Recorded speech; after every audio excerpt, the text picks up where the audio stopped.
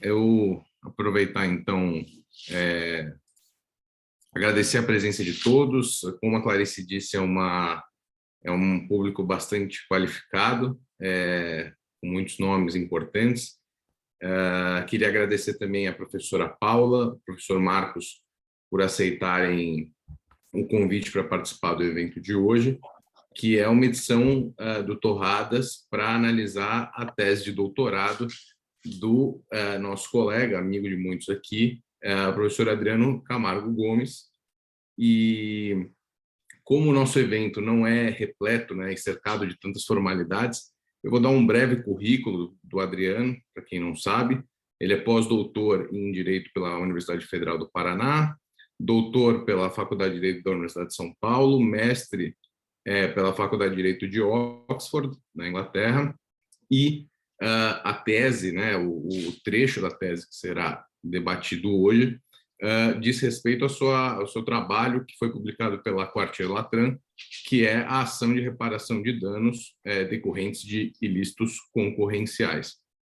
Como é de praxe na nossa dinâmica, o Adriano vai fazer uma exposição breve de 20 minutos, de 15 a 20 minutos, sobre esse trecho selecionado da tese, e em seguida a professora Paula e o professor Marcos oferecerão as suas torradas para que o Adriano responda essas indagações.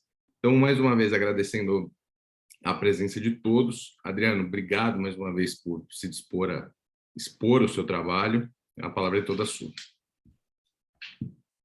Obrigado, Eli. Boa noite a todas e todos. Para mim é uma alegria enorme estar aqui. Queria começar te agradecendo, Eli, pelo convite, estender o agradecimento a Clarice, ao professor Eduardo, a professora Paula, professor Marcos Paulo e tantos amigos queridos que estão aqui, inclusive o meu orientador dos tempos de graduação e agora supervisor do meu pós-doutorado, professor Sérgio. Eu acho que para começar, eu vou ter que falar um pouquinho de direito da concorrência. Então, eu queria, de um lado, pedir desculpa para o professor Marcos Paulo, para a professora Paula, porque eu vou falar algumas obviedades de direito da concorrência, mas acho que é importante tentar situar o tema para o público que é mais familiarizado só com o direito processual. Então, eu vou começar com essa brevíssima introdução, tentar descrever ainda aqui rapidamente alguns dos temas da tese, e depois tratar do cerne, que é o capítulo 7 do livro.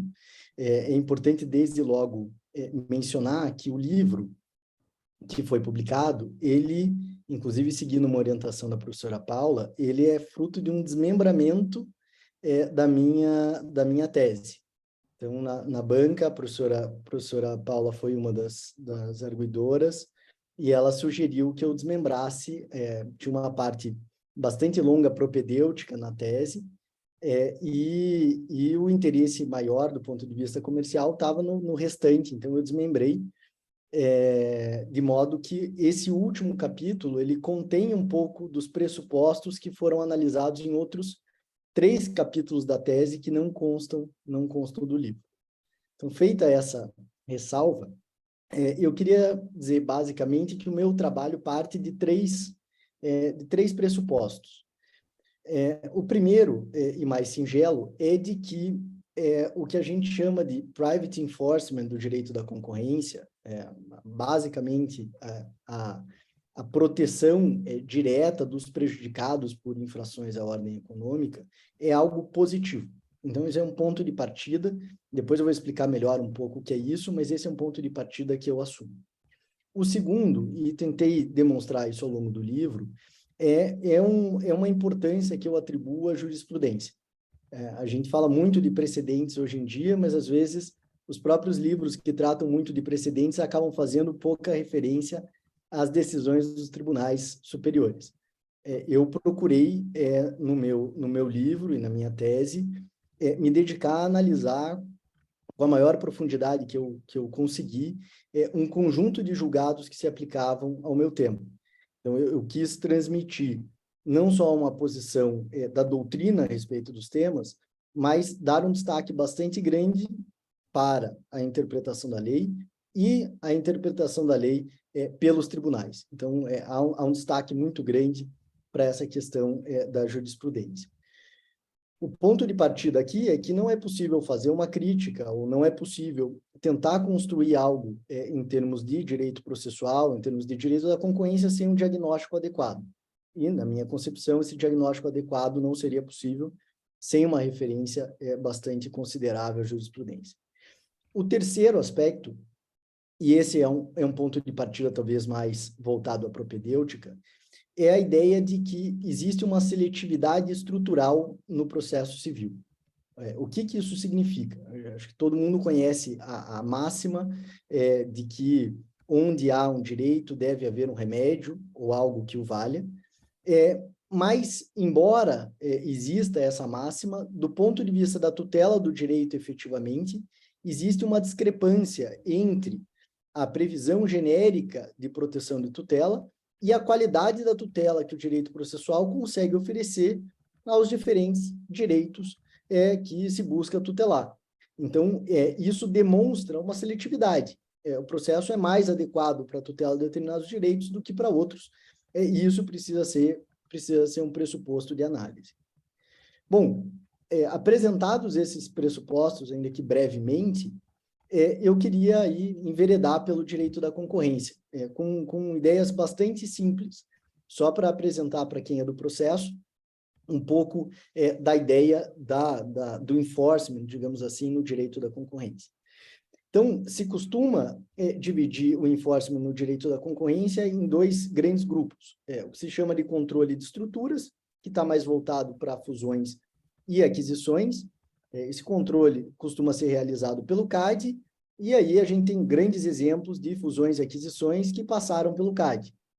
Para mencionar alguns do noticiário, do conhecimento de vocês, fusão da Sadia Perdigão, que resultou na BRF, Nestlé Garoto, enfim, casos bastante conhecidos que têm expressão na mídia que envolvem o controle de estruturas pelo CAD. Controle de condutas, fundamentalmente, comportamentos que são anticompetitivos.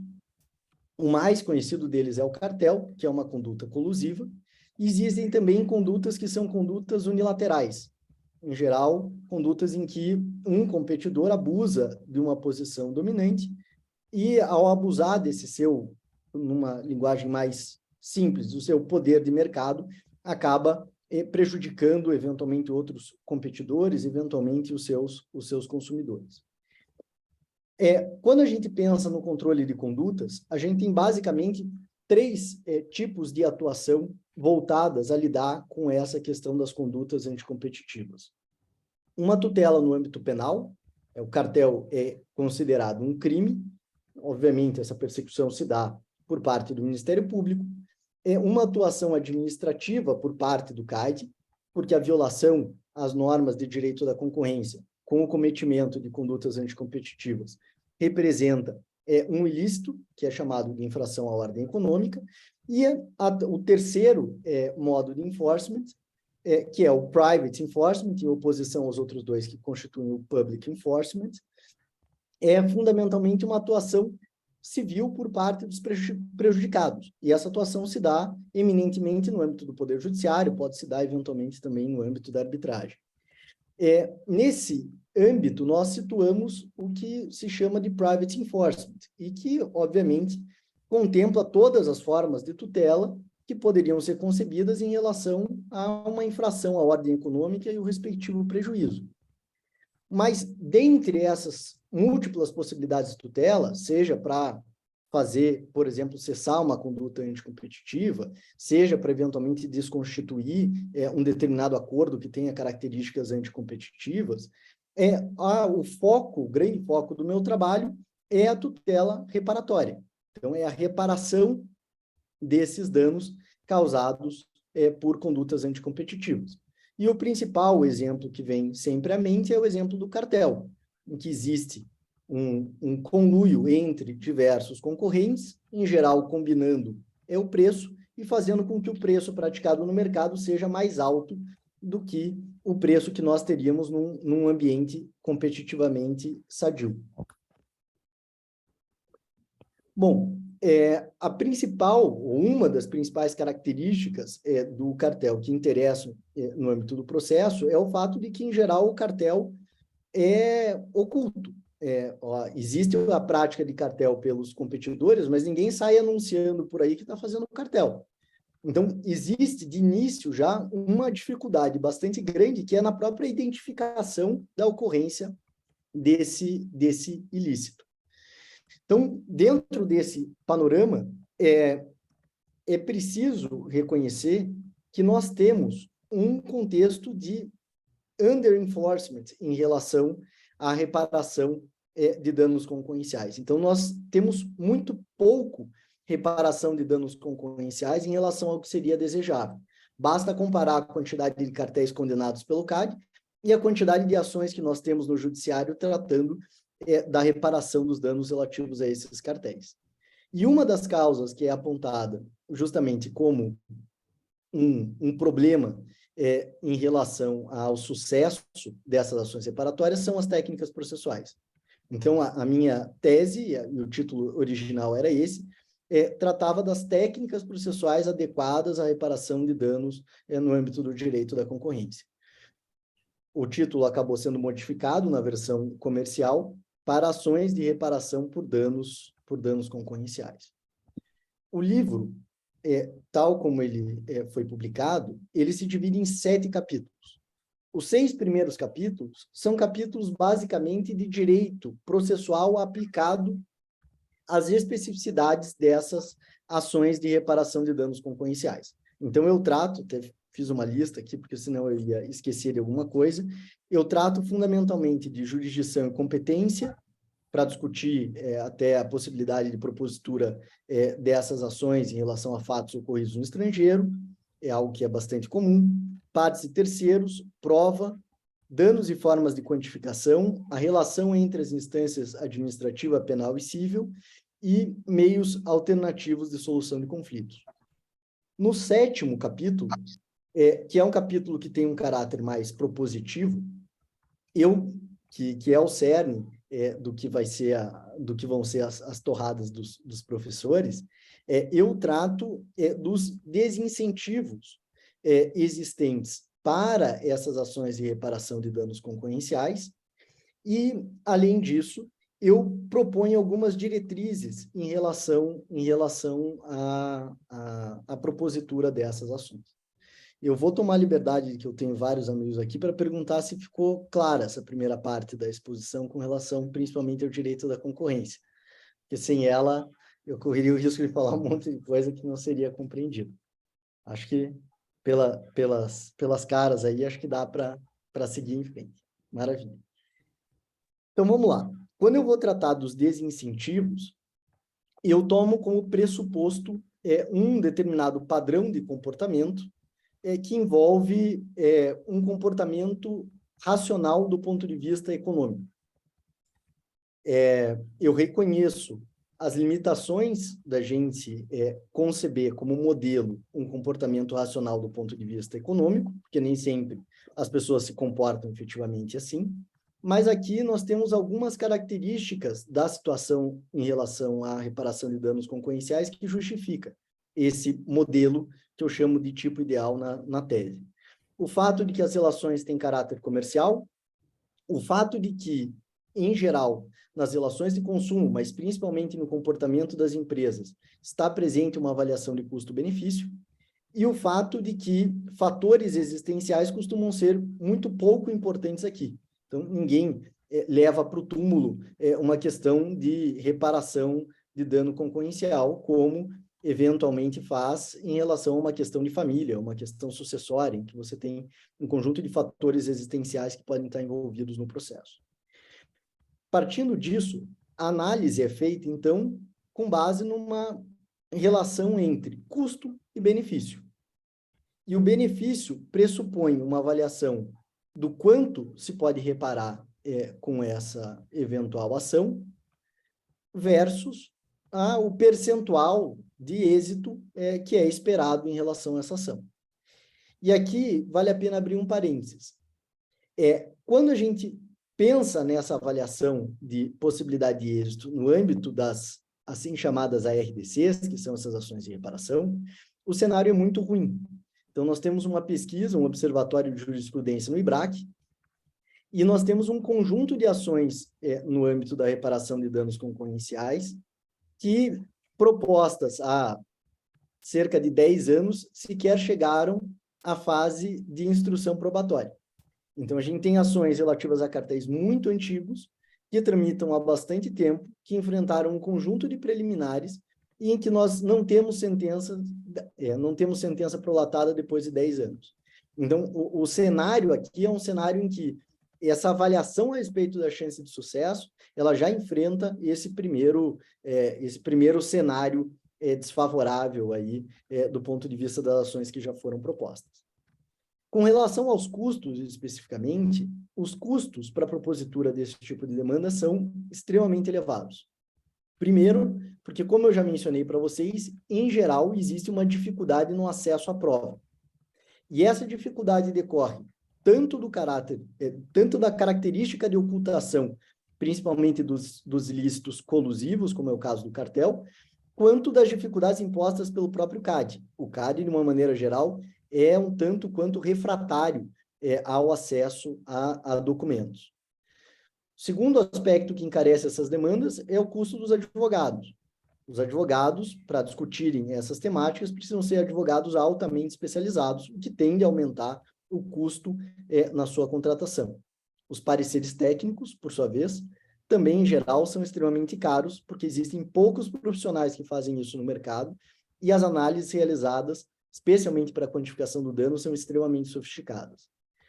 Fora isso, a gente pode pensar em custos diretos, que são os custos que as empresas têm, em geral, para o levantamento dos documentos relativos aos prejuízos que foram sofridos. Então, ela precisa identificar um conjunto de compras no período do cartel para saber qual o prejuízo que ela teve, e esses custos costumam ser significativos, então tem um emprego razoável em termos de quantidade de horas para o levantamento desses documentos, sem falar, considerando o prospecto um pouco negativo que as ações propostas oferecem, o elevado risco de sucumbência.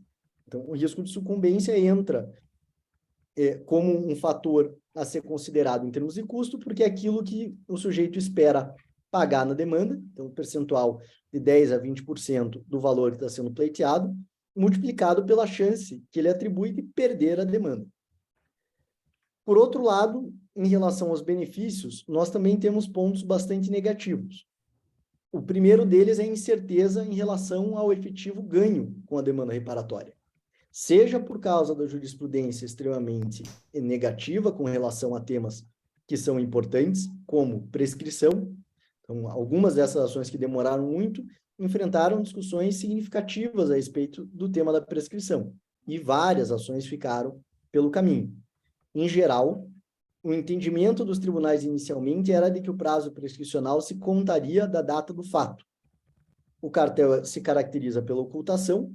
Em geral, o prejudicado não sabia que o fato tinha ocorrido, só descobria com a investigação do CAD ou com uma eventual condenação do CAD, mas quando ele descobria, segundo esse entendimento da jurisprudência, a pretensão já estava prescrita.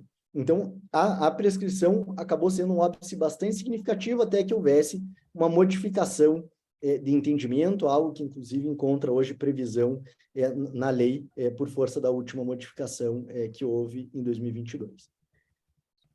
Um outro ponto de incerteza em relação ao ganho é a ideia de repasse.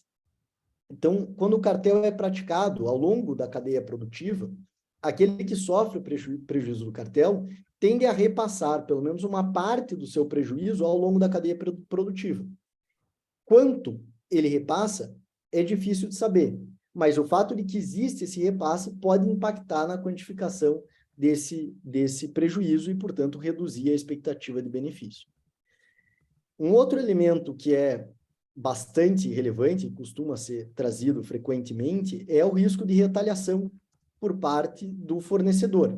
Então, eu sou empresário, sofri com o cartel por parte do meu fornecedor, mas se eu entro com uma ação contra ele, eu tenho medo de sofrer retaliação. E às vezes sofrer a retaliação é muito pior do que o ganho que eu posso obter ganhando, vencendo essa ação que eu propus contra ele. Então, esse conjunto de elementos faz com que, do ponto de vista da racionalidade econômica, essas ações só façam sentido ou quando o prejuízo é grande, ou, eventualmente, no caso em que esse incentivo possa surgir não da esfera jurídica do próprio interessado, por meio, por exemplo, das ações coletivas. E aí nós levamos a questão para um outro rol de problemas, porque as ações coletivas, como a gente sabe, no Brasil, elas enfrentam um conjunto de restrições do ponto de vista da jurisprudência e enfrentam dificuldades significativas do ponto de vista da condução do processo, especialmente junto às varas. Então, aqui a gente tem problemas significativos do ponto de vista da forma como essas pretensões podem ser deduzidas em ações coletivas, enfrentando esse conjunto de riscos adicionais. Para pegar um exemplo pontual em relação a essas dificuldades no âmbito da ação coletiva, na Inglaterra, num determinado caso, que é um caso de réplicas de camisa de futebol, que foi conduzido pela WIT, que é uma associação de lá, o que aconteceu? Se exigia a liquidação ou execução pelos indivíduos. Na verdade, a execução individual da decisão coletiva. O prejuízo era, salvo engano, algo próximo de 20 libras. Só 1% dos prejudicados promoveu a execução. E isso é análogo àquilo que aconteceria no Brasil em um eventual sucesso de uma ação coletiva, a prevalecer um entendimento que é muito forte na jurisprudência. Tem um ministro do STJ, que é o ministro Luiz Felipe Salomão, que sempre decide dessa forma, que a execução e a liquidação no âmbito da tutela coletiva precisam ser na forma individual. Então, vejam o insucesso dessa tentativa de reparação de dano concorrencial, nesse caso na Inglaterra, causado por um entendimento que é um entendimento presente na jurisprudência brasileira. Fora isso, no âmbito da ação coletiva, a gente tem o risco de eventuais conflitos de interesse entre os diferentes prejudicados ao longo da cadeia produtiva. Feita essa explicação, e também para não tomar tanto tempo, eu queria dizer o que eu apresento como solução, como que eu trato a questão das soluções de uma maneira muito breve.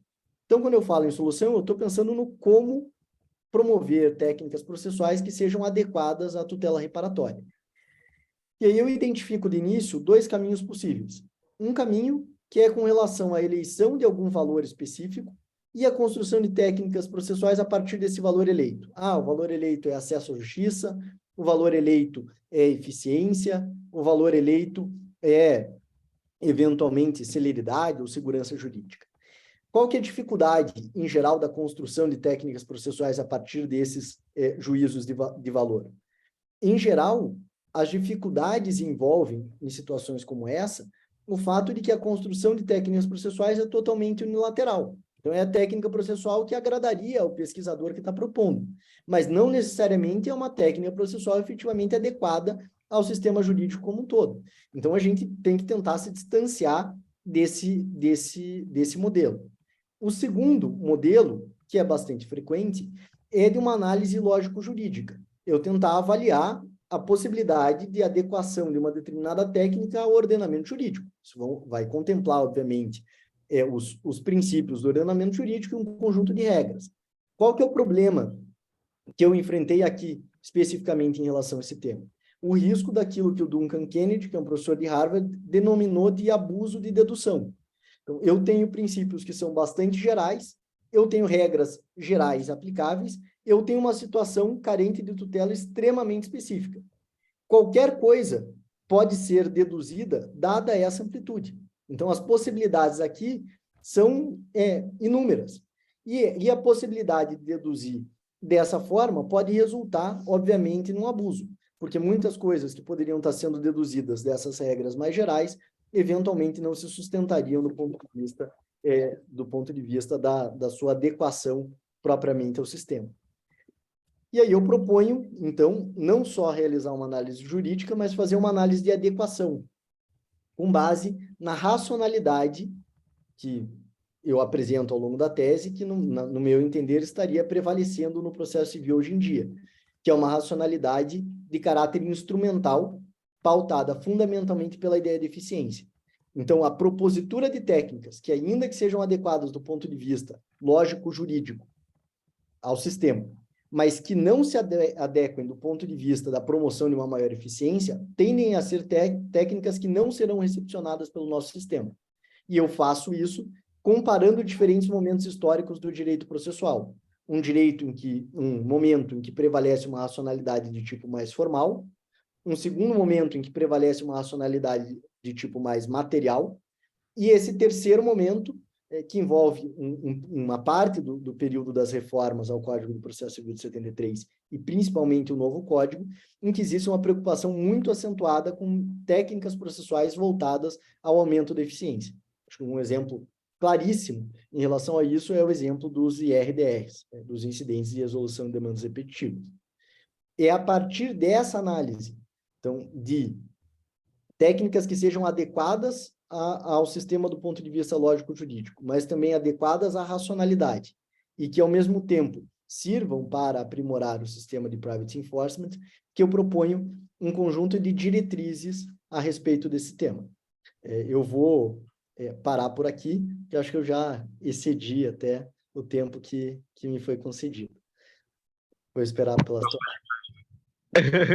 Beleza, pessoal, beleza. Pode botar a pessoa falar. Obrigado, Adriano.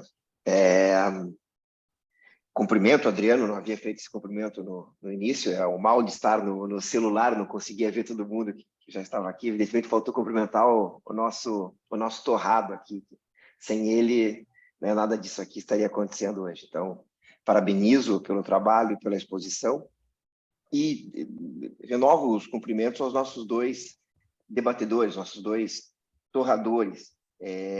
Nenhum dos dois agora se apresenta na condição formal de processualista, né? São evidentemente grandes especialistas em direito econômico, mas nós sabemos que ambos têm também essa proximidade com o direito processual. No caso do Marcos, é muito mais que isso, né? O Marcos, ele nos abandonou, né? Ele era, e portanto ainda é um processualista, essa praga provavelmente não sai da pessoa, né? E ele, então, embora agora professor do Departamento de Direito de Estado e com ampla experiência em direito econômico, tendo atuado no CAD, ele mantém lá as origens dele, né?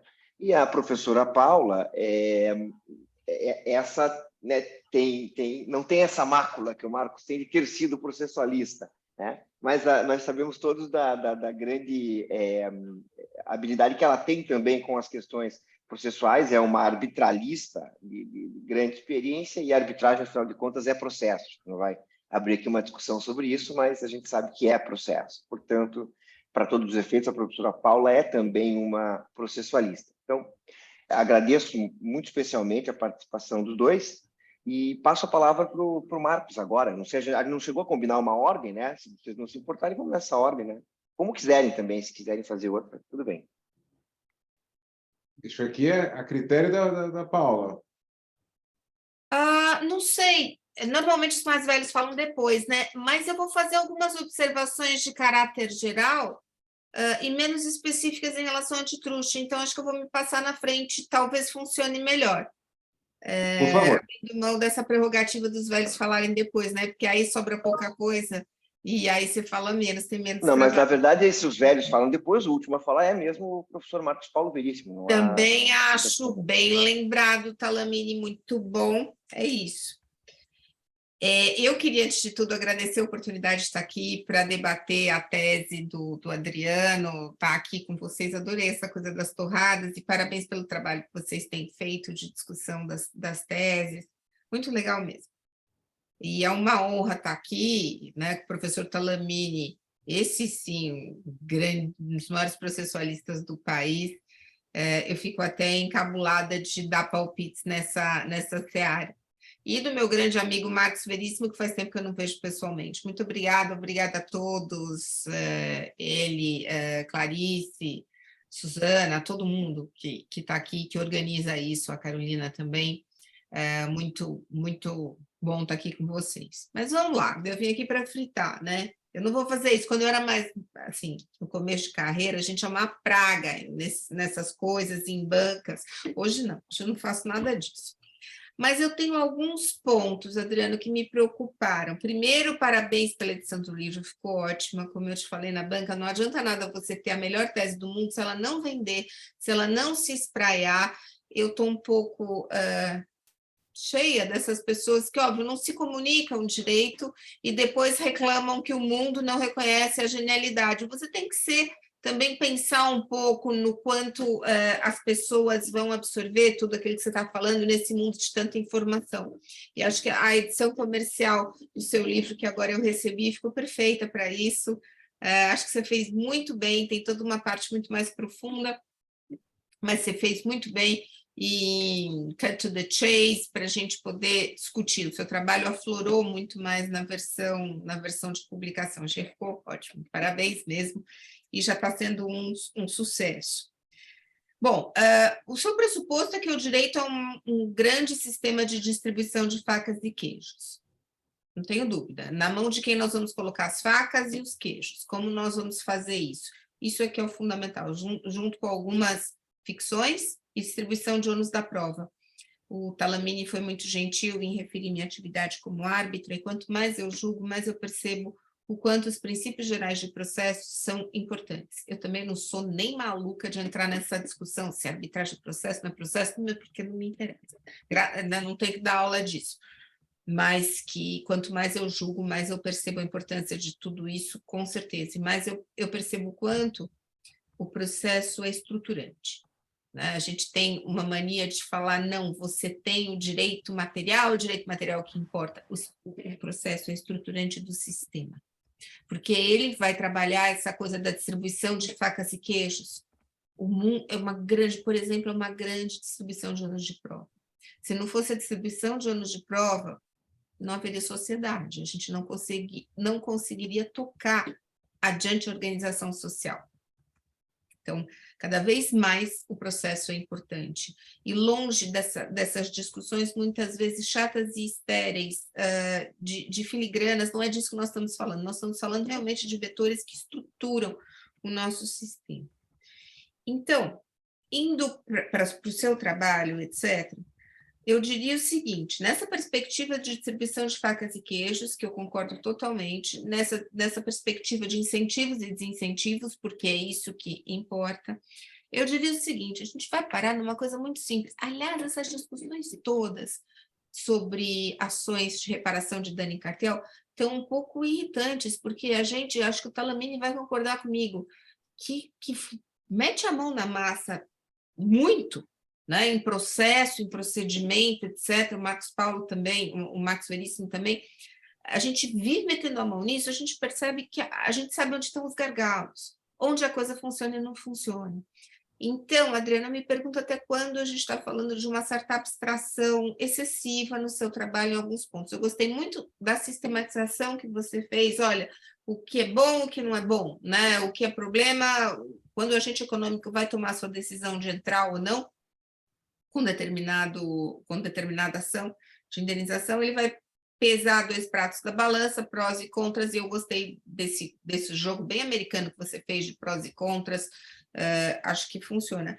Mas a gente vai acabar num problema muito óbvio para quem julga. Prova do dano, é isso. É prova do dano. Por quê? Quanto à prática do ato, ninguém tem dúvida. Normalmente você não tem dúvida, né? Pegou lá, enfim.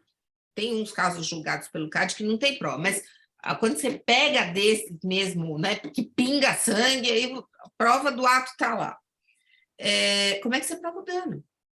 E o nexo de causalidade. Esse é ainda pior, mas eu paro no dano. Porque realmente condenar passando por cima disso vai ser complicado. A gente vai passar por cima de todo o nosso sistema jurídico. Vai fazer o quê? Quer dizer, eu não consigo resolver essa equação. Prova do dano. No Brasil, é um calvário, ponto. E é um calvário, muitas vezes, por conta das garantias processuais, que a gente também tem que dar, porque senão joga dado, como dizia o nosso querido professor Piton. Se você vai deixar de fazer de qualquer jeito em prol de uma eficiência, sei lá o que é eficiência, isso aí eu estou atrás desde os 24 anos. O que é eficiência, eu não tenho ideia. Mas se você não vai jogar dado, você precisa das garantias processuais. Se você vai dar as garantias processuais, como é que você prova o dano? Eu tenho arbitragem com 4.000 quesitos. 4.000 quesitos. Quem sou eu para virar e falar, não vai olhar aqui, não vai olhar lá? Quer dizer, tem alguns que a gente tira, mas mesmo assim sobram 3.500. E como é que você vai fazer isso? Você fala do alto custo do processo. Sabe onde está o principal problema que eu acho que você não toca a suficiência? Perícia. O maior problema que a gente tem nesse país hoje para fazer as coisas funcionarem em termos de prova de dano é perícia. Como é que você faz essa perícia? Quer dizer, tem que olhar para a nossa realidade brasileira e você não vai sair desse enrosco. Como é que você vai trabalhar as perícias, tá?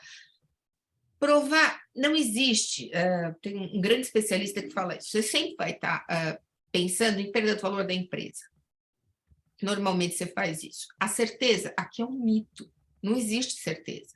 E o processo continua indo atrás da certeza. Como se o perito tivesse um número lá, todo mundo pensa isso. De novo, Talamina, molecada mais nova. Tem um número lá que você vai fazer assim e vai descobrir qual é o número desse dano. Gente, esse é um número construído. Isso não é um número dado, que simplesmente o perito vai descobrir. E aí, como é que você faz tudo isso? Eu não vejo isso no seu trabalho, que para mim é onde mais pega. Tudo que você fala é verdade. Concordo com tudo. Tá? Toda a sua ponderação de prós e contras. Mas eu vejo o pior não foi suficientemente explorado. Como é que a gente faz isso em direito concorrencial? Eu vejo tudo, aliás, em direito. A prova do dano é impossível. Avaliar uma empresa é impossível. Como é que a gente faz? Não me surpreende nem um pouco que as ações não tenham terminado. Conforme diz a pesquisa maravilhosa do IBRAC, que meu querido Bruno Drago começou, né? Maravilhosa, maravilhosa. Tá, óbvio, não vai mesmo, mas não vai nunca. Porque você não vai conseguir. Como é que você equaciona tudo isso no sistema brasileiro? Que é o nosso problema. Não estou nem falando de ação coletiva, nem estou chegando aí, eu estou parando antes. A prova do dano é um calvário. Nexo de causalidade, então, é quase impossível. Para mim, nexo de causalidade é lenda urbana. Tem a loira do banheiro, tem essas coisas e tem um nexo de causalidade. Depois de algumas decisões que a gente tem com base em jurisprudência, não em cima da jurisprudência de concorrencial, que não tem, né? Mas de outras áreas, como é que você faz esse nexo de causalidade? Porque tem sempre... Isso é o que está sendo discutido, por exemplo, em todas as ações de indenização, desde Brumadinho, todas essas questões de arbitragem coletiva, não arbitragem coletiva, é o nexo de causalidade. Eu tive prejuízo, o preço da ação caiu. Todo mundo discute, casos como Petrobras, Vale, etc. O preço da ação caiu. Bom, mas depois ela subiu. E quem disse que o preço da ação caiu por conta disso? Caiu, recuperou, como é que faz? Isso ainda é mais simples, que nós estamos falando de preço de ação, que, teoricamente, você põe um gráfico ali na sua frente. Está aqui, ó, o preço da ação está esse, caiu para cá. Como é que você vai trabalhar tudo isso? Tá? Isso eu não vejo. Céus! Senhor diretor! Ele é nosso chefe, tá? Marcos fala, para tudo para dar tchauzinho para o Celso, porque ele merece. Não só os maiores especialistas na matéria aqui, mas ele é nosso chefe, a gente precisa tratar ele muito bem. Enfim, como é que você vai resolver isso? Tá? E eu não vejo isso no seu trabalho. Agora, voltando aqui, por que no exterior? Primeiro, no exterior funciona? Se no exterior funciona, por que funciona? E eu seria capaz de jurar que não está, talvez a chave da questão não esteja onde você, nos seus prós e contras, mas esteja exatamente na questão de prova do dano, perícia e nexo de causalidade. Como isso é resolvido nos Estados Unidos e na Europa, se é que é resolvido? A Europa foi sendo meio empurrada, né? Os americanos que fazem isso. Aí vem, não, vamos incentivar com Trouble Damages, ou agora, também queria ouvi-lo sobre isso, mas acho que o Marcos Paulo vai falar também, a questão dos danos em dobro, né, do recebimento em dobro. Bom, pode dar triplo, quádruplo, quíntuplo. Se ninguém consegue provar o dano, pode multiplicar por 10, porque não vai mesmo. Então, será que esse incentivo é efetivamente um incentivo? Ou será que é coisa de pesquisador? Falou, nos Estados Unidos funciona porque é treble damage. A minha pergunta não seria o treble damage, seria a questão da prova do dano, de perícia, como é que esses processos são feitos nos Estados Unidos e depois na Europa? Eles estão funcionando? Porque para mim aí está o enrosco, é isso que a gente precisaria estudar. Tá? E o que a gente faz com o contraditório? O que a gente faz com o direito das partes? Todo mundo, muitas vezes eu vejo críticas a essa posição dos nossos tribunais, tem que individualizar. Porque, veja bem, também o uso do cachimbo faz a boca torta. Se eu estivesse no CAD, eu estava babando de raiva. Esse negócio tem que funcionar, esse negócio tem que funcionar. Onde já se viu pedir a individualização do dano, isso aí só ajuda bandido. Mas como é que a pessoa vai se defender se ela não sabe do que ela está sendo acusada? Desculpa, individualização do dano, perdão, da conduta. Como é que ela vai se defender? Então, são coisas fortes no nosso sistema que, às vezes, eu vejo um certo populismo no ataque. E eu queria ouvi-lo também. O que a gente faz em relação a isso? E, por fim, arrematando, o que a gente faz com a nova lei? Isso é coisa de pesquisador bonitinho, com os ratinhos de laboratório? Ou tem alguma chance de funcionar? Efetivamente funcionar. Eram essas as minhas observações, eu não sei se esse é o tom aqui, arrisquei pedir para falar antes, mas eram isso, porque, Max, é muito mais amplo, né? Por isso que eu pedi para falar antes, para organizar aqui os trabalhos. É isso, Talamini. Adriano, mas eu adorei o seu trabalho, você sabe disso, eu te falei desde a banca. Professora Paula, eu quero agradecer as questões. Antes de passar a palavra, só fazer o registro e agradecer também a presença do professor Celso Campilongo. Uma honra, uma satisfação para todos nós. Não sei o que o Adriano prefere, se ele prefere já responder a professora Paula, ou se a gente ouve primeiro o professor Marcos Paulo. Podemos passar para o professor Marcos Paulo. Eu ia sugerir passar para o professor Marcos Paulo, ele, não acha? Perfeito. Fica diferente daí de uma arguição assim de banca, né? Daí fica... Ótimo. Professor, então, renovando o agradecimento, a palavra é sua. Muito bem, gente. Então, de novo, queria aqui agradecer o convite, a oportunidade de estar aqui, ao Adriano, ao professor Talamini, professores Eli, Clarice, Suzana, Carolina. Dizer de novo que é um prazer estar aqui com a professora Paula, amiga querida, professora de nós todos. Registrar aqui um abraço para o nosso diretor, Celso Campilongo, também especialista nessa matéria. Enfim, é super legal isso aqui que vocês fazem, essas torradas, e é especialmente um prazer, Adriano, estar aqui torrando você, porque o teu trabalho é muito legal, é muito profundo. Um prazer. E mais fácil ainda depois da Paula, porque ela já falou tudo que eu tinha para falar, então a minha tarefa aqui fica substancialmente mais fácil.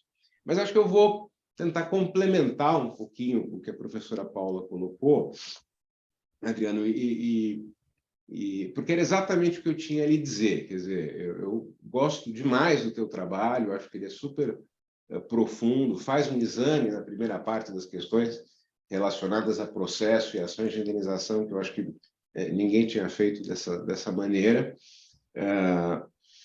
Agora, quando chega ali na pergunta final, né, o que a gente pode melhorar do ponto de vista dos instrumentos processuais para que eles sejam menos um entrave à efetividade dessas ações, o meu comentário para você era o seguinte: será que eles são um entrave? Eu acho que, de alguma maneira, é o que a Paula falou, né? Eu nunca achei propriamente que a técnica processual fosse um problema.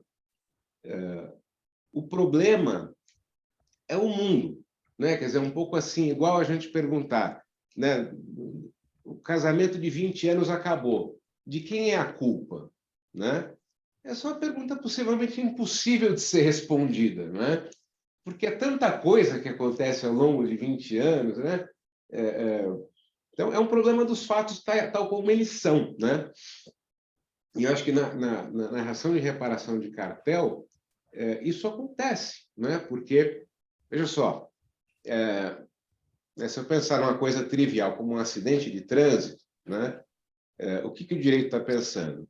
Eu tenho um status quo, né? Eu tenho meu carro bonitinho. Alguém veio lá, bateu no meu carro, né? Então, foi um para-choque que quebrou, né? Foi o paralama, né? O que é que tenha quebrado é o meu dano, né? Eu comparo, né, o meu carro batido com o meu carro antes dele ter sido batido, né? Quer dizer, o contrafatual é uma situação concreta, sabida do passado. Meu carro estava bonitinho, ele foi danificado. No dano sofrido pelo cartel, não é isso, né? O contrafactual é uma coisa que nunca existiu. Ele é uma conjectura, né? Então, assim, olha, de 1910 a 1915, eu paguei X por esta caneta. Mas depois eu via descobrir que tinha um cartel.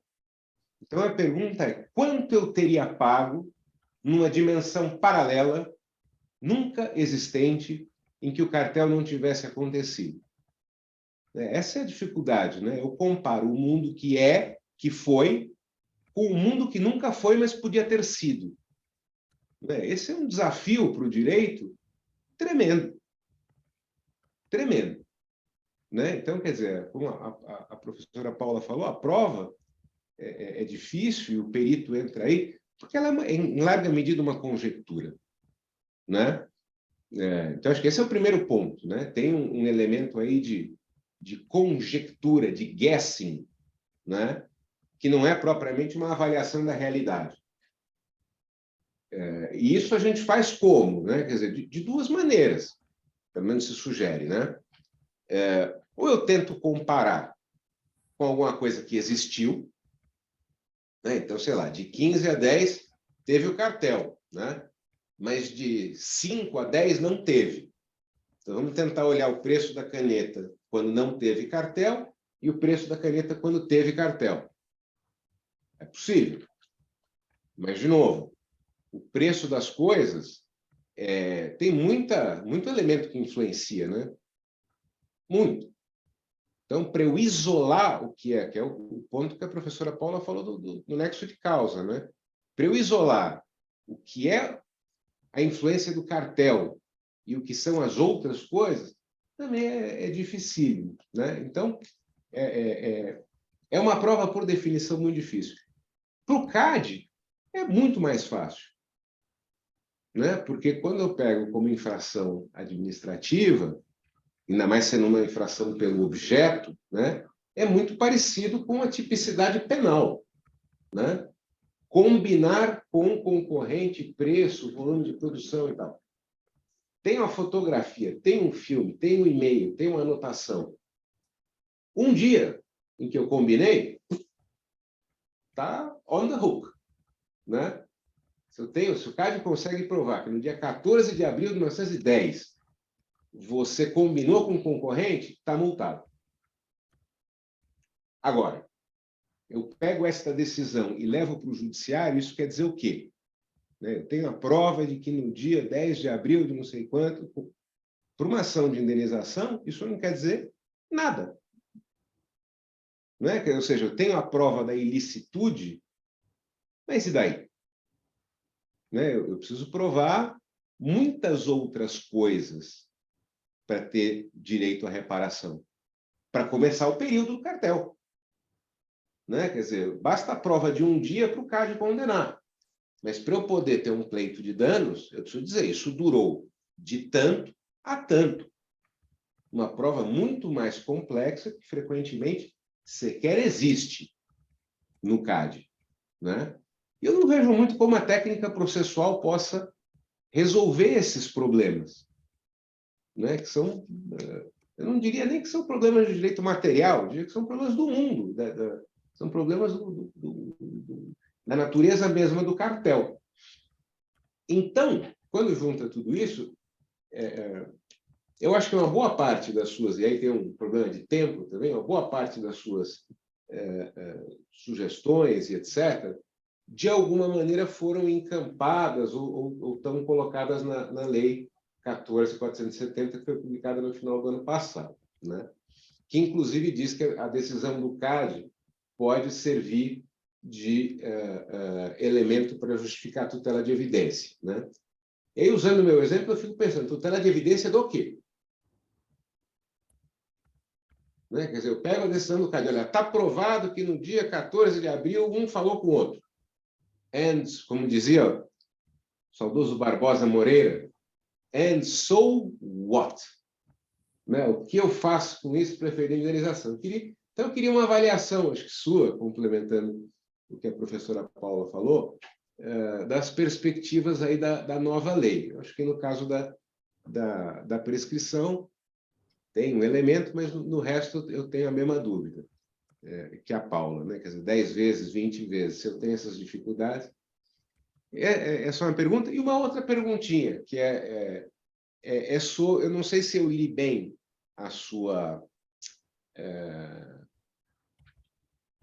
o seu texto, mas eu senti uma certa antipatia pela tutela coletiva.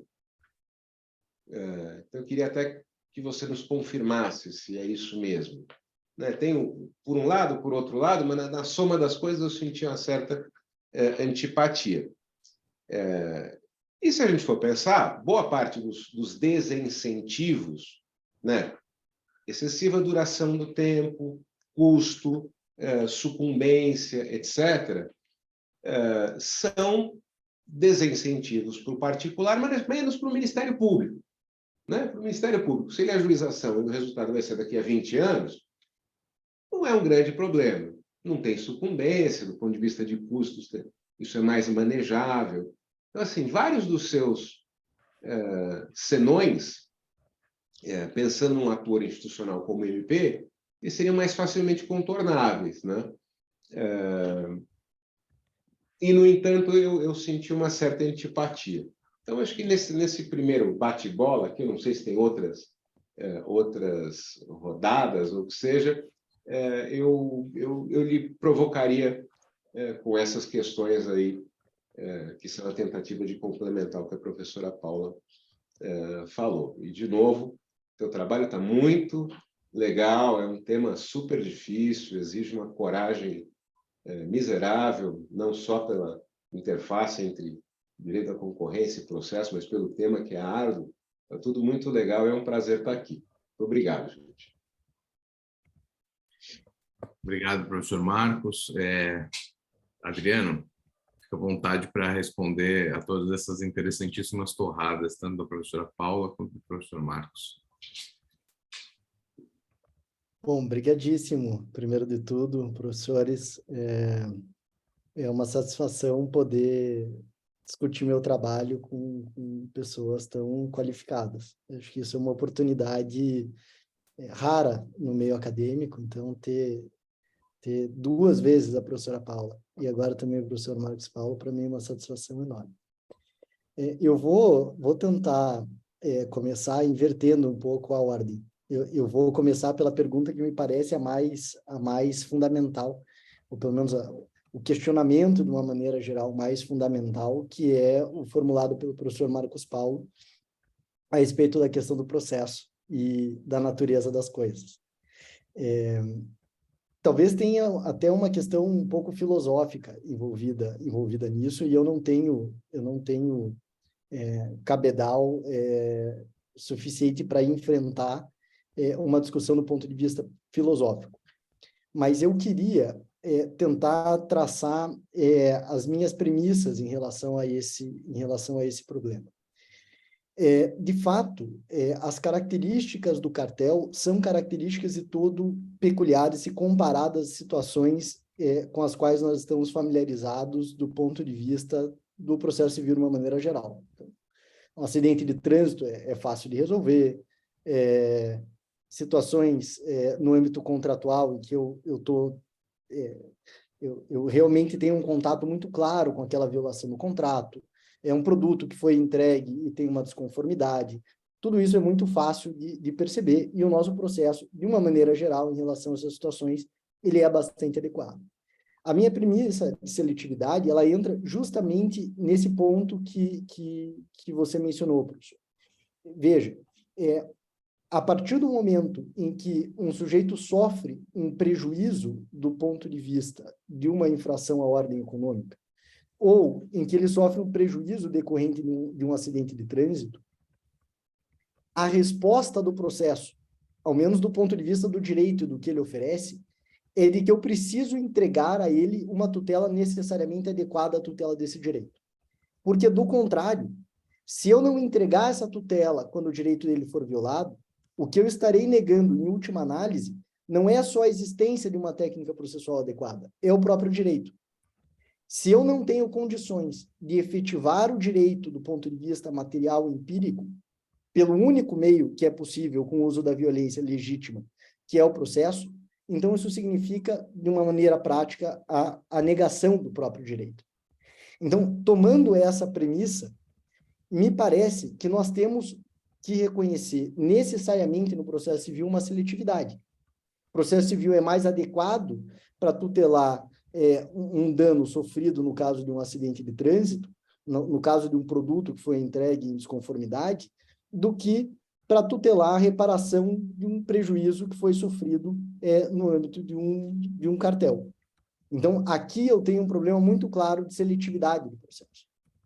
E aí, o que me parece essencial para tentar sair disso é perceber que, como a gente não consegue mudar a natureza das coisas, o que a gente tem de possibilidade de mudar é justamente o processo. Então, como que nós transformamos as nossas técnicas processuais ou a aplicação dessas técnicas processuais em algo mais adequado para que o direito daquele que sofreu com uma conduta anticompetitiva efetivamente seja tutelado. E me parece que um dos pontos fundamentais aqui, e que envolve até as bases clássicas, digamos assim, do direito processual, é a premissa do ponto de vista da prova relacionada à descoberta da verdade, e a um juízo de certeza. Então, a expectativa que existe de que a prova chegará num resultado do ponto de vista epistêmico equivalente à natureza das próprias coisas. Nós fazemos isso no âmbito doutrinário quando nós tentamos encontrar a natureza dos institutos processuais, e nós fazemos isso no âmbito do próprio processo judicial quando a gente tenta descobrir como aquelas coisas efetivamente aconteceram mediante um juízo de verdade, de correspondência. E esse juízo, ele, do ponto de vista filosófico, ele é impossível. E do ponto de vista prático também. Então, se a gente reconhece esse pressuposto, como que a gente pode adequar o processo para que, num caso como esse, o processo consiga dar uma resposta adequada? Essa resposta não vai ser perfeita, porque o processo, justamente pelo fato de que existe um terceiro que é um juiz, as partes, e há aí uma comunidade, digamos, tentando buscar ou descobrir fatos, e dialogando ao longo desse processo, aquilo que será construído como resultado nunca será correspondente à verdade. Não será correspondente à verdade por esse fato, não será correspondente à verdade por causa do limite das próprias informações que são aportadas ao processo. Como que a gente pode desenhar, então, o processo para que ele entregue alguma resposta adequada em relação a isso? Então, a premissa fundamental com a qual eu trabalho da seletividade, ele envolve justamente isso. E no âmbito da prova, e acho que esse é o ponto, eu chego no ponto da professora Paula, nós temos técnicas que são efetivamente mais adequadas para a tutela no âmbito da reparação de danos concorrenciais. Nós estamos acostumados por premissas clássicas que nós tomamos, que foram construídas em outro tempo, por uma doutrina que talvez não seja nem a nossa na origem, num outro contexto, numa outra realidade, a entender que existem um conjunto de limitações em relação a esse campo da prova, entre elas esse pressuposto que eu mencionei de verdade, de correspondência. Mas me parece que, do ponto de vista das técnicas processuais, existe algo que pode ser feito. Acho que um exemplo muito claro que está na nova lei é a previsão de que o repasse do sobrepreço não pode ser objeto de presunção. Por que essa previsão ela é específica? Porque qualquer um entre nós, processualistas, saberia com enorme facilidade que o repasse do sobrepreço enquanto argumento de defesa, ele, obviamente, tem o seu ônus da prova situado na figura do réu.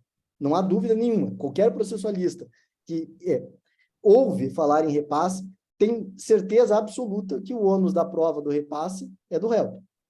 No entanto, existia um conjunto de decisões judiciais do Tribunal de Justiça de São Paulo que invertiam esse ônus da prova deliberadamente e consideravam que existia um ônus da prova de se defender em relação ao repasse por parte do autor.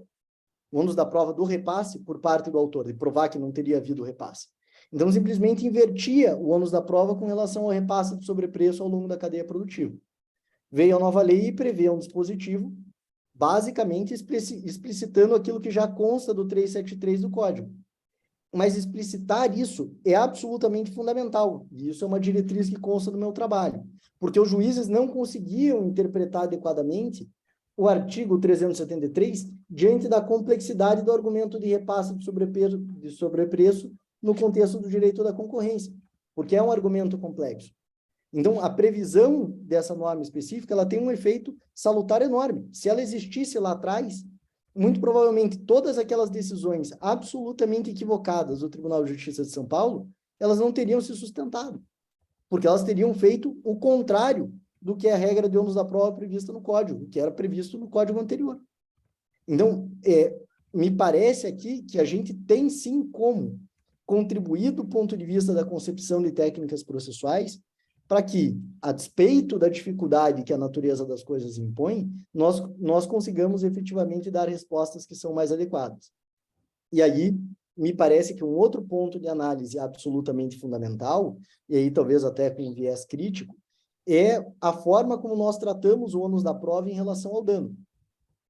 Então, é natural, e acho que esse é o ponto que a professora Paula coloca, que a perícia, nesse caso, seja extremamente complexa. Ok, nós conseguimos saber que efetivamente ocorreu um ilícito. Mas com relação ao dano, a resposta que nós vamos chegar no cálculo do dano, ela é uma resposta que nos permite um juízo de certeza? Seguramente que não.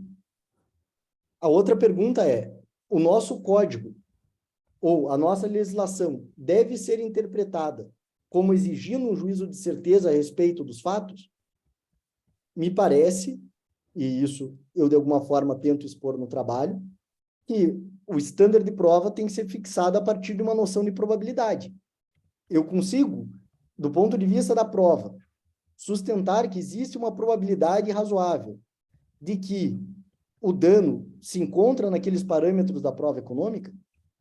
Ou há uma probabilidade razoável de que tenha havido dano diante de algum cartel que foi cometido? E aí me parece que a partir desse conjunto de elementos que envolvem a noção de ônus da prova, que envolvem a noção de nexo causal, que envolvem a quantificação do dano, a gente consegue avançar do ponto de vista da forma como as técnicas processuais são aplicadas. Então, para pegar um exemplo bastante concreto, tentar dar um pouco mais de concretude para a ideia. A partir do momento que eu tenho reconhecimento efetivo da ocorrência de um cartel, é necessário presumir que houve algum dano. E é necessário presumir, para utilizar a tua expressão, porque isso é da natureza das coisas. As pessoas formam os cartéis justamente com o intuito de praticar um determinado sobrepreço. Então, eu tenho que partir do pressuposto de que existe dano. E talvez eu tenha, nesse ponto, diante da dificuldade eventual da prova em relação à determinação do dano, atribuir ou situar esse ônus na esfera jurídica de quem cometeu o ilícito e não de quem sofreu o ilícito. Porque senão esse sujeito é duplamente apenado. Ele é apenado tendo sofrido o ilícito e ele vai ser apenado também pelas normas processuais no momento em que eu não tenho uma clareza a respeito da quantificação do dano. Então, talvez eu precise trabalhar com uma outra ideia, a redução dos módulos da prova em relação à quantificação do dano no âmbito do direito da concorrência. Então, me parece que, do ponto de vista das técnicas processuais, é possível, sim, nós trabalharmos com respostas que são mais adequadas a enfrentar a complexidade que a realidade nos traz. A dificuldade do ponto de vista da qualidade da prova econômica que vai ser produzida, como bem apontou a professora Paula, o elevado custo que ela tem, os poucos especialistas, fazem com que essa prova seja extremamente difícil. Talvez o que a gente devesse ter na legislação fosse uma presunção de que, no caso em que há o cometimento de cartel, se presume a prática de um sobrepreço de 20%. E é isso. Eu inverto completamente o ônus da prova. E o sujeito que demonstre o custo dele e o quanto ele cobrou e que busque as informações a respeito da prova econômica para demonstrar que o prejuízo não é aquele presumido pela lei. Eu estou alocando os incentivos de uma maneira que eu efetivamente vou ter reparação do dano no âmbito do direito da concorrência. Talvez, com isso, eu, obviamente, chegue numa situação em que esse sujeito receba mais do que o prejuízo que ele efetivamente sofreu. Mas eu vou estar, de alguma forma, alocando esse ônus na posição daquele que efetivamente cometeu a infração. Então, eu posso, digamos, acho que os exemplos, mais do que respostas, eles caminham um pouco nesse sentido. Eu consigo, com as técnicas processuais, estou só falando de técnica processual, presunção do repasse, ônus da prova, presunção de sobrepreço, eu consigo, com essas técnicas processuais, mudar completamente o cenário do ponto de vista da reparação de danos concorrenciais. Eu posso estar trabalhando aqui com 2 regrinhas no código, eu tenho uma presunção de que há um sobrepreço de 20% em todos os casos de cartel. Simplificou tremendamente o problema da prova. Agora a prova está do outro lado. O ônus da prova está do outro lado para demonstrar que o prejuízo não é de 20%, o prejuízo foi de 15%, 17%, 30% ou algo do tipo. Posso fazer uma perguntinha só em relação a isso? Eu acho que o CAD Fiquem inteiramente à vontade. Fiquem inteiramente à vontade, Paula e Marcos, fiquem à vontade para debater com ele. Não deixem ele aí tão solto assim, ele está muito tranquilo agora. São 2 bem pontuais. Pergunta número 1, é 20% por quantos anos? Que eu vou presumir. Porque não adianta o percentual, tem que ter o período do tempo, né? E pergunta número 2, né? Se eu fixar em 20%, né, todo mundo, né, ficou essa facilidade e tal, você prova o contrário, você acha que sobrou o programa de leniência? Você acha que depois que passar a sua lei, o CAD vai receber uma leniência, que o leniente é o único, digamos assim, trouxa, que na lei nova vai saber que ele vai ter os 20% de prejuízo. Quem ele está denunciando não é certo, que é o grande receio que o CAD sempre teve de facilitar muito. Ele falou, bom, facilita, eu não tenho mais leniente, aí agora que ninguém descobre mais cartel nenhum. Essa provocação, só para ver o que você nos fala aí na tua lei, Adriano. E eu vou emendar. Algum outro país já implementou alguma coisa parecida? A Hungria. E os Não é o Estados melhor Unidos? exemplo possível. Peraí, primeiro responde Aonde o Marcos tá Paulo, isso? depois você me responde. Eu quero saber como é que faz isso nos Estados Unidos, como é que é a apuração do dano nos Estados Unidos. Professor, era a questão da leniência e qual que era o outro ponto? Eu anotei algumas coisas. Quanto tempo? Você falou, presumo 20%, ok. Mas é uma semana, 2 anos, 10 anos, Claro. 20 anos? Eu acho que esse ponto é importante. Eu preciso, obviamente, considerar o parâmetro que eu tenho estabelecido em relação ao ilícito. Então, se eu tive um fato ilícito, uma conduta pontual que eu consigo descrever, e eu não consigo apontar efeitos dessa conduta no tempo em relação a mais do que 1 ano, então eu vou estar limitado a 1 ano. Se eu tenho um conjunto de atos que aconteceram ao longo de 5 anos, então eu vou tomar esses 5 anos, e assim por diante. Acho que a presunção, digamos assim, do ponto de vista da duração, teria que seguir aquilo que eu teria em relação ao ilícito. Com relação à segunda pergunta, acho que essa é uma das grandes preocupações em relação às diretrizes que eu estabeleço no trabalho, que é o programa de leniência, que é como a gente manter os incentivos alinhados do ponto de vista do comportamento daqueles que eventualmente delatam a ocorrência do cartel. Acho que isso traz um pressuposto adicional e que se relaciona com a questão da tutela da evidência. Do ponto de vista do processo, tanto a leniência quanto a espécie de TAC que a gente tem no direito da concorrência, que são os TCCs, eles têm potencialmente uma maior força do ponto de vista probatório do que tem as decisões do CAG, porque eles envolvem confissões que foram realizadas pelo signatário da leniência e pelo signatário do TCC. A lei tenta balancear isso de algumas formas que me parecem razoáveis. Então, ela tenta compensar as presunções que ela estabelece, e me parece que isso já estaria, de certa forma, contemplado no caso de uma presunção também. Então, para entrar no ponto da nova lei, eu, de um lado, estabeleço a figura dos double damages, mas, de outro, eu digo, olha, em relação ao signatário da leniência do TCC, eu não vou ter dano em dobro. Ou mais do que isso. Em relação ao signatário de TCC e da leniência, e essa é uma concessão em relação ao que a gente tinha no ordenamento jurídico antes, eu não vou considerar que existe responsabilidade solidária.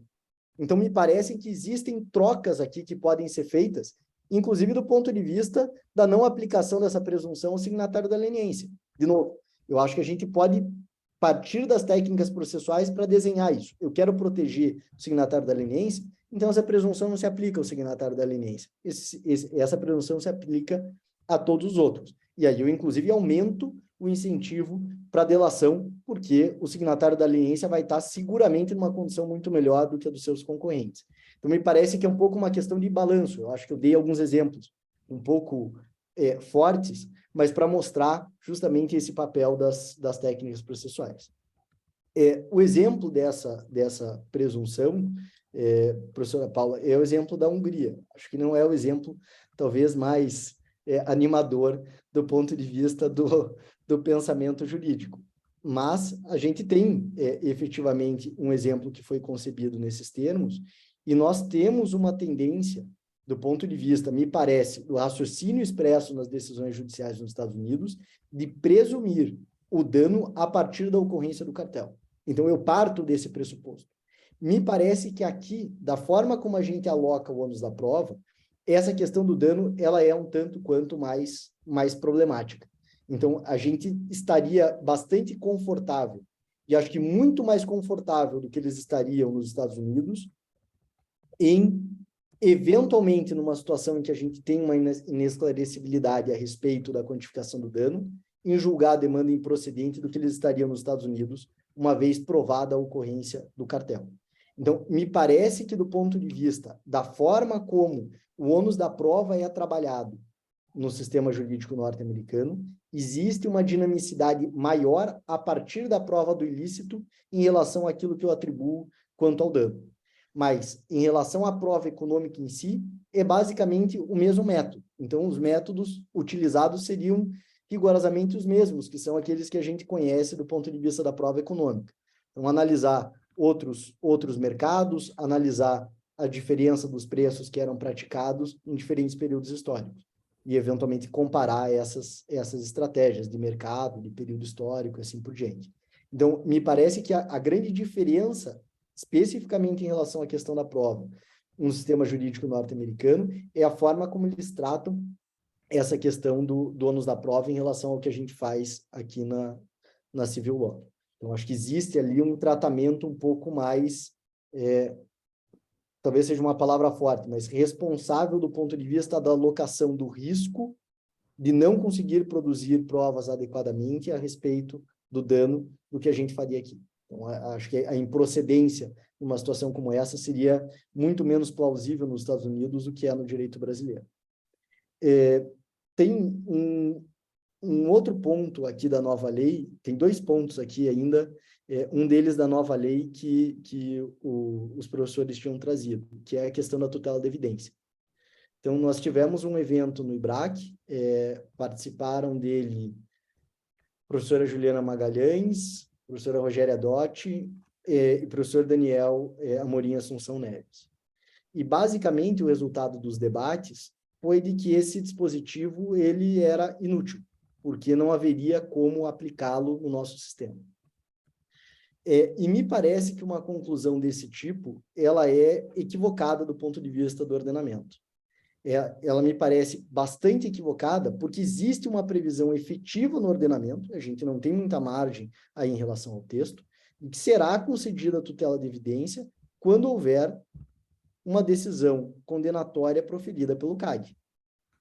Se essa decisão condenatória proferida pelo CAD, ela traz uma conclusão a respeito da prática do ato ilícito, e possivelmente, e acho que essa é a forma como deveria ser encarado, uma presunção a respeito da ocorrência de dano, acho que ninguém, em sua consciência no direito da concorrência, diria que existem cartéis que não causam dano, nós teríamos aí uma principal dificuldade para a concessão da tutela de evidência, que é a quantificação do dano.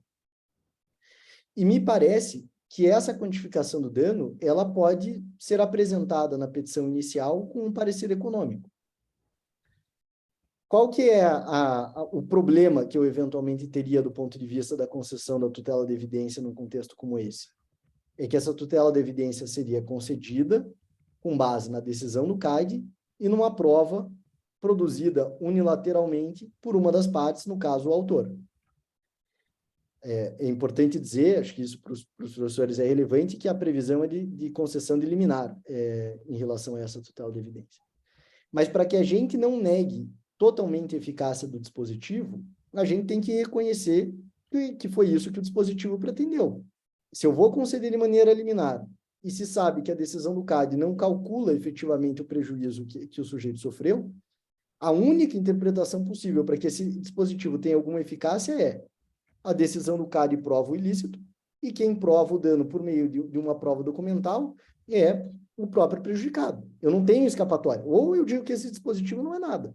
Ou se esse dispositivo é para ser alguma coisa, esse é o único caminho que eu tenho possível para a concessão de uma liminar em sede de tutela de evidência. E aí eu tenho mecanismos do ponto de vista do direito processual para fazer com que esse pedido de tutela de evidência seja um pedido responsável. Um desses mecanismos é o fato de que, se houver a revogação dessa tutela de evidência, eu tenho responsabilidade objetiva. Eu poderia acrescentar, eventualmente, e pensar, caso se entenda que o direito eventualmente se apresenta de uma forma desbalanceada a partir dessa previsão, outros mecanismos que eventualmente ofereçam proteções adicionais para o prejudicado em relação a essa questão. Mas me parece um dispositivo que tem eficácia e que para ter eficácia basta uma interpretação relativamente simples. Eu preciso da decisão do CAD e uma prova documental quantificando o dano que foi sofrido. Com base nisso, a concessão da tutela de evidência em caráter liminar, ela é possível. E sendo possível, isso teria um impacto radical do ponto de vista da reparação de dano. De novo, a gente vê o processo invertendo justamente esses problemas decorrentes, para utilizar a tua expressão, professor, da natureza dos fatos. Eu passaria, num cenário como esse, a ter uma quantidade de acordos muito mais significativa, e eu passaria a impor o ônus da demora do processo, não ao prejudicado pelo cartel, mas sim aquele que praticou o cartel sabidamente reconhecido, existe uma presunção, por força da decisão administrativa que foi proferida pelo CAD. Então, me parece que a forma de nós termos alguma eficácia para esse dispositivo é interpretá-los assim. Com relação à tutela coletiva, acho que esse é um ponto sensível, até porque acho que um dos principais processualistas do Brasil a tratar do tema da tutela coletiva é o professor Sérgio Arenhardt, que é meu supervisor de pós-doc. Então, eu tenho que tomar muito cuidado em relação ao que eu digo a respeito da tutela coletiva. E ele está aqui, né? E nós temos também de fazer o especial registro da presença dele, né? E acho que o ponto em relação à tutela coletiva é que eu, obviamente, tenho um apreço enorme pela tutela coletiva. Se eu tivesse que dar uma declaração do ponto de vista do quanto eu valoro a tutela coletiva, eu acho que a tutela coletiva talvez seja uma das grandes saídas possíveis para a crise, por assim dizer, do nosso sistema processual. A gente reconhecer efetivamente que muitos dos problemas que a gente enfrenta são problemas que têm uma dimensão incompatível com o tratamento delas por meio de demandas individuais. Dito isso, e acho que essa é a parte que o professor Sérgio não vai gostar, analisando a racionalidade do processo que prevalece no atual momento histórico, existe claramente uma tendência em desfavor da tutela coletiva e em favor de um processamento coletivizado de demandas individuais. Acho que o IRDR é um grande exemplo disso, o julgamento de processos repetitivos é um exemplo disso, o veto à conversão de demandas individuais e coletivas é mais um exemplo disso. Então, nós temos, do ponto de vista do processo em si, um conjunto de sinalizações que são desfavoráveis à tutela coletiva. Então, o meu apreço pela tutela coletiva é enorme. Eu tento fazer essa análise como uma análise de plausibilidade. Eu acho que nós tivemos um momento em que houve um favorecimento muito grande, não considero excessivo, mas muito grande em relação ao estado que a gente estava, e que talvez nem tenha sido suficiente, à tutela coletiva, e que eu associo a uma racionalidade de tipo mais material, e nós passamos por um outro período do ponto de vista da nossa legislação, em que existem, sim, restrições significativas à prevalência de um modelo de tratamento coletivo. Então, assim, se eu tivesse que dar a resposta do ponto de vista com juízo normativo, eu diria, a tutela coletiva é a solução. Se eu tivesse que dar uma resposta considerando essa análise de plausibilidade em relação ao que o legislador tem feito, eu acho que a tutela coletiva continua sendo a solução, mas eu acho que a gente teria dificuldades de fazer com que a gente efetivamente avançasse do ponto de vista legislativo no âmbito da tutela coletiva. Não dá para perder a esperança. Por isso a gente tem bons autores defendendo a tutela coletiva de uma maneira mais ampla. Adriano, obrigado. Não sei se Clarice, Carol, Suzana ou Talamini tem alguma ponderação, ou se a professora Paula, o professor Marcos também tem alguma ponderação adicional, fiquem à vontade. Senão, nós podemos partir para o encerramento dessa edição. Eu teria várias, Eli, mas o horário não permite. Esse foi, disparadamente, um dos mais interessantes torradas que nós já tivemos. Parabéns a todos vocês, participantes. Bom, eu quero ouvir as objeções depois, professor. Não eram objeções, eram só comentários. Comentários. Não sei se a professora Paula e o professor Marcos estão satisfeitos também. Maravilha. Então, novamente, agradecendo a presença de todos, uma plateia muito ilustre na noite de hoje, professor Sérgio Arenhardt, professor Celso Campilongo, enfim, outros grandes professores também que passaram por aqui. Desejar a todos uma ótima noite. Essa edição do Torradas, como as outras, ficará gravada no YouTube do IBDP, e convido a todos a seguirem a programação do próximo mês, que nós teremos mais uma edição do Torradas. Então, boa noite a todos, muito obrigado pela participação. Obrigado, pessoal. Boa noite. Super obrigada. Valeu. Muito obrigado. Parabéns, Boa noite. Adriano, super bacana. E Talamini, muito obrigada. Obrigado a vocês todos. Um abraço, obrigada. Obrigada.